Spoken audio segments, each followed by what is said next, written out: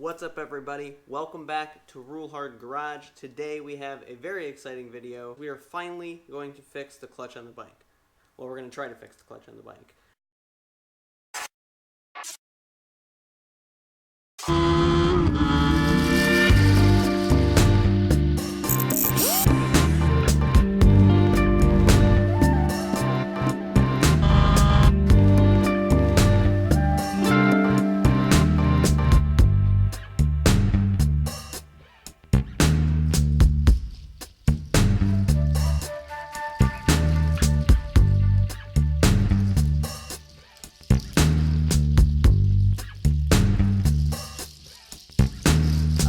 If you've been following the channel, I've been having clutch problems with this bike since I bought it. So stay tuned to the end of the video because we're going to find out if what I'm doing to the bike is going to fix it or if it's still going to slip. Hopefully this fixes it. I'll be able to do sweet wheelies. It's going to be fantastic.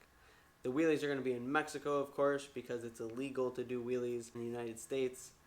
Well, it might be illegal to do them in Mexico too. Anyways, I got to get back to working on the clutch here. I want to get this done so I can get some break-in miles on it, but before I get into that, I'm going to jump over to the bench with you guys, and we're going to compare what I had and the new Barnett stuff that I got. So let's head over to the bench. In here we have all of the new clutch stuff soaking in oil. We run 1540 T4. We're going to get all of these plates and all of the friction plates out, laid out here so that you can see them, and then we're going to compare them with the old ones that we had from last year.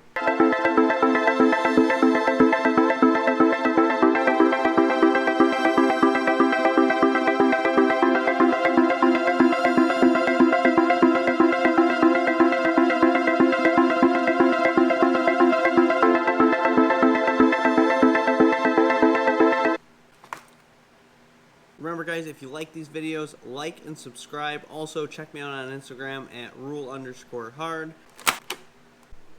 Here's the Barnett steel plate.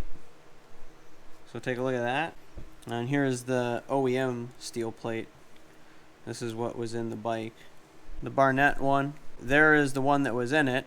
These actual little friction discs or pads or whatever you want to call them right here, there's a lot less of these, but they're much larger.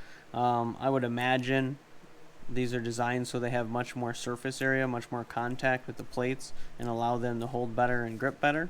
This is the Barnett Spring. These are the new ones that I bought. These are the OEM springs that were in the bike.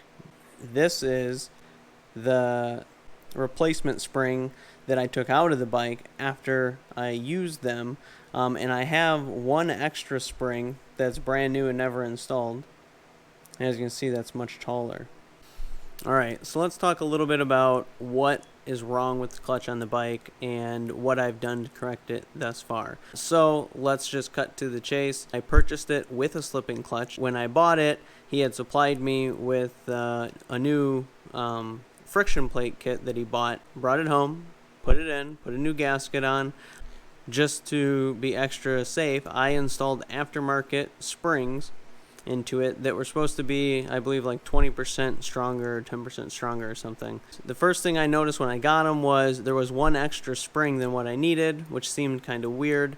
And then I also noticed that they are significantly taller than the OEM spring. So they were sort of difficult to install, but I went ahead, I installed them anyways. When I got the bike back together, nothing changed.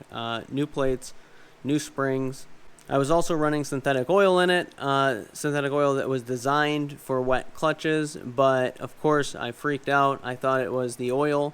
I immediately drained all the oil, replaced it with T4, started it up, made absolutely no difference. But I started poking around in the bike, and what I ended up finding, the aftermarket clutch perch that the previous owner had put on it from eBay or Amazon or wherever he got them was all the way open but still holding clutch disengaged and causing it to slip. So I took it off, I filed it down, modified it, got it to allow it to release, and pretty much completely eliminated the slipping.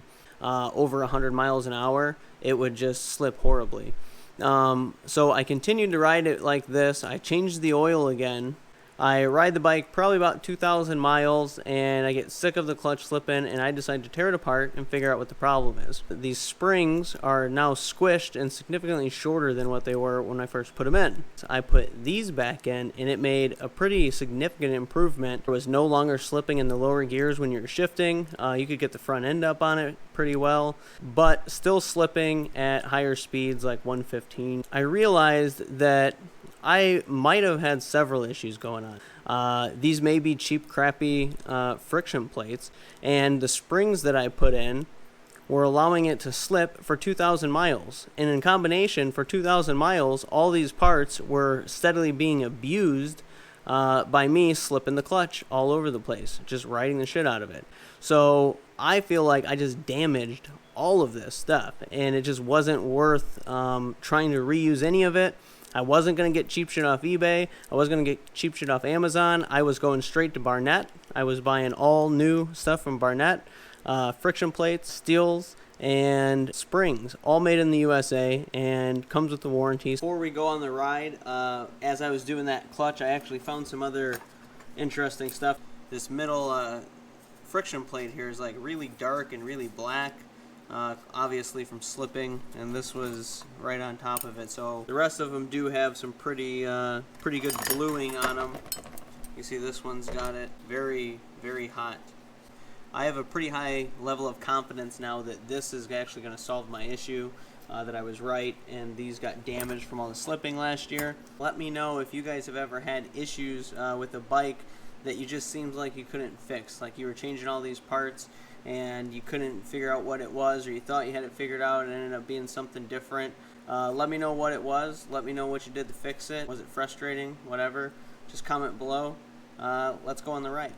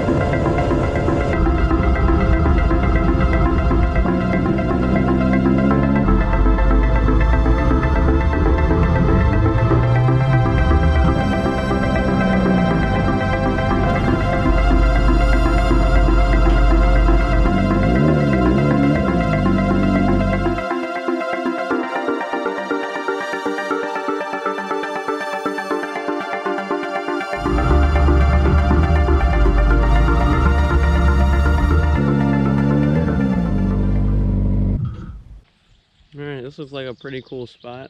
Hopefully nobody's upset that we're here. But we're going to talk about the clutch real quick. So I know that you guys are wondering, did it fix the clutch? Is it all better? Am I able to go lightning speed now without my clutch slipping at all?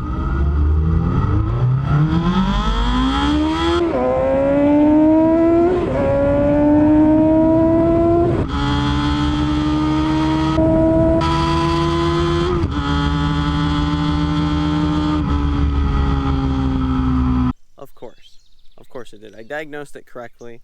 These goddamn bugs, Jesus. Took it out, I did some hard shifting, no slipping at all, feels really good. And I actually tried to do a high speed run and I was at 125 or so on the speedometer in 6th, wide open, uphill, downhill, no slipping at all. It feels awesome. The bike feels so much better. It's gonna make a huge difference. Now I just gotta get these break-in miles. Goddamn bugs. Thanks for watching, guys. I'll see you guys next time on Rule Hard Garage.